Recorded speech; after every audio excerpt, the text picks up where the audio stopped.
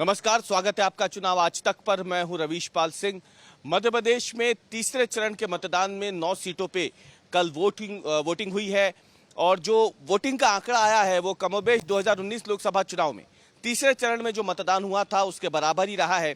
करीब करीब 0.60% वोटिंग जो है वो कम हुई है, लेकिन एक तरीके से देखा जाए तो पिछले लोकसभा चुनाव के जैसे ही वोटिंग का प्रतिशत रहा है तीसरे चरण में भी मध्य प्रदेश की इन 9 सीटों पर। ग्वालियर चंबल से वोटिंग शुरू होकर के बैतूल तक गई है, तो जाहिर सी बात है ये एक बड़ा इलाका है जिसमें ग्वालियर चंबल के अपने समीकरण थे, वहीं दूसरी तरफ मध्य का इलाका है उसके अपने समीकरण थे।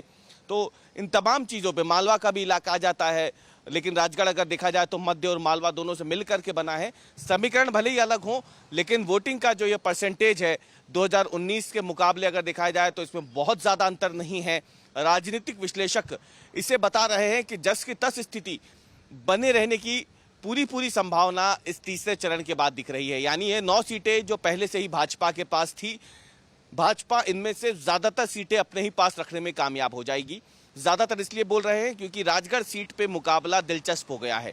9 चरण में ये तीसरे चरण में ये जो 9 सीटों पे वोटिंग हुई है इसमें सबसे ज़्यादा वोट राजगढ़ सीट पे पड़े हैं, जहां से दिग्विजय सिंह उम्मीदवार हैं, प्रमुख उम्मीदवार हैं कांग्रेस की तरफ से। रोडमल नागर से उनका मुकाबला था, लेकिन अगर देखा जाए तो वोटिंग गिरी हो या फिर वोटिंग बढ़ी हो, दोनों ही सूरत में पिछले 2 लोकसभा चुनावों में फायदा भाजपा को मिला है। मुरैना में 3% कम वोटिंग हुई है, लेकिन इससे पहले भी जब 2009 के मुकाबले 2014 में 3% कम वोटिंग हुई थी मुरैना में, तब भी जीत भाजपा के अनूप मिश्रा को ही मिली थी। ऐसे में वोटिंग प्रतिशत कम होने का ये मतलब निकाल लेना कि ये भाजपा के लिए नुकसानदेह है, ये कहना थोड़ा जल्दबाजी हो सकता है। लेकिन ये जो मतों का प्रतिशत है ये साफ इशारा कर रहा है कि वोटर ने जस की तस स्थिति बनाए रखने की कोशिश की है। कमोबेश उतने ही वोटर अपने घरों से बाहर निकले 2024 के लोकसभा चुनाव में, जितने 2019 के लोकसभा चुनाव में बाहर निकले थे। ग्वालियर की बात करें, यहाँ पे पिछले चुनाव के मुकाबले 2% ज़्यादा वोटिंग हुई है। भारतीय जनता पार्टी या जो राजनीतिक विश्लेषक हैं वो बार बार ये बात कहते हैं कि अगर मतदान बढ़ा है तो इसका फायदा भारतीय जनता पार्टी को मिला है। चुनावी आंकड़े भी इस बात की ओर इशारा करते हैं कि जब जब वोटिंग बढ़ी है उस सीट पे भाजपा प्रत्याशी के जीत का अंतर भी बढ़ा है। 3 सीटों पर सबकी नजरें थी, गुना, राजगढ़, विदिशा में, और 9 सीटों में सबसे ज्यादा वोटिंग इन्हीं तीनों सीटों पर हुई है। सबसे ज्यादा राजगढ़ में, फिर विदिशा में और तीसरी गुना में। गुना में पिछली बार के मुकाबले 1.5% वोट ज्यादा पड़े हैं। भारतीय जनता पार्टी इस बात को लेकर संतुष्ट हो गई है कि गुना सीट उसके पास रहने वाली है। भले ही उम्मीदवार बदल गया हो, केपी यादव उम्मीदवार नहीं है, ज्योतिरादित्य सिंधिया उम्मीदवार है, लेकिन सीट भाजपा के पास रहेगी, ये भाजपा वहां मान के चल रही है। मुरैना में भले ही वोट कम पड़े हों, कांग्रेस अपनी जीत का दावा कर रही है, बीजेपी लेकिन ये इशारे कर रही है कि 2009 और 2014 में भी 3% कम वोट पड़े थे, तब भी भाजपा जीती थी। तो ऐसे में ये मान के चला जा सकता है कि लोकसभा चुनाव में, क्योंकि चेहरा जो है प्रधानमंत्री का चुनाव होता है, ये प्रधानमंत्री के चुनाव के लिए लोग वोट डालते हैं, तो जाहिर सी बात है इस समय भारतीय जनता पार्टी अपने सबसे बड़े चेहरे के साथ मैदान में है। और इसीलिए ये मान के चला जा रहा है कि अगर वोटिंग कम भी हुई हो तो इसका मतलब ये कतई नहीं निकाला जाना चाहिए ये कैंडिडेट के खिलाफ गुस्सा है, क्योंकि चुनाव तो प्रधानमंत्री का है। उम्मीदवार वहां पे जो है, क्या उन्हें ये वोट पड़े हैं, ऐसा हर जगह कह पाना मुमकिन नहीं है। कुछ जगहों पे जरूर उम्मीदवार मायने रखते थे, जैसे राजगढ़ की बात हो, वहां दिग्विजय सिंह एक बड़ा चेहरा थे, तो जाहिर सी बात है दिग्विजय सिंह के सामने रोडमल नागर है। लेकिन अगर दिग्विजय सिंह के सामने रोडमल नागर की जगह जनता ने प्रधानमंत्री नरेंद्र मोदी का चेहरा देखा है, तो जाहिर सी बात है ये कांग्रेस के लिए चिंता की बात हो सकती है। हालांकि दिग्विजय सिंह ने भावुक अपील की थी वहां की जनता से, उन्होंने साफ कहा था कि ये उनका आखिरी चुनाव है। तो ऐसे में क्या दिग्विजय सिंह की ये भावनात्मक अपील काम कर गई, इसीलिए लोग इस सीट पे बाहर निकले वोट करने के लिए और अपने पुराने सांसद के लिए उन्होंने वोट डाला, ये भी हो सकता है। या दूसरा समीकरण हो सकता है कि भाजपा और संघ वहां पे दिग्विजय सिंह की छवि को जिस तरीके से पेश करती आई हैं हमेशा से, उन्होंने शायद इस बार भी वही दांव चला और वो सफल हो गया हो। क्योंकि दिग्विजय सिंह ने जब 2019 का लोकसभा चुनाव भोपाल से लड़ा था तब भी यहाँ वोटिंग बढ़ी थी, लेकिन उस वोटिंग के बढ़ने का फायदा दिग्विजय सिंह को नहीं भाजपा को हुआ था।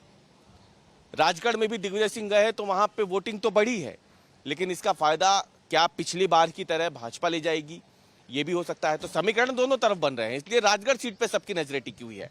लेकिन बाकी जो 8 सीटें हैं उस पर अगर देखा जाए तो सीधे सीधे ये मान के चला जाएगा कि वोटर जस की तस स्थिति बनाए रखने के लिए ही इस बार वोट करने बाहर निकला था।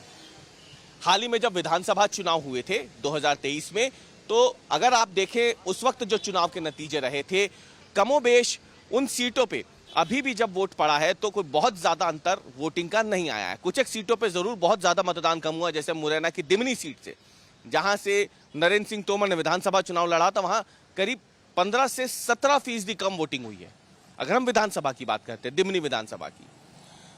लेकिन इसके बावजूद अगर देखा जाए तो भाजपा, क्योंकि लोकसभा चुनाव की जब बात आती है तो कम वोटिंग होने के बावजूद भी जीती है मुरैना में, इसलिए वहां पे ये मान के चला जा रहा है कि वोटर जो है वो प्रधानमंत्री के चुनाव के लिए बाहर निकला है।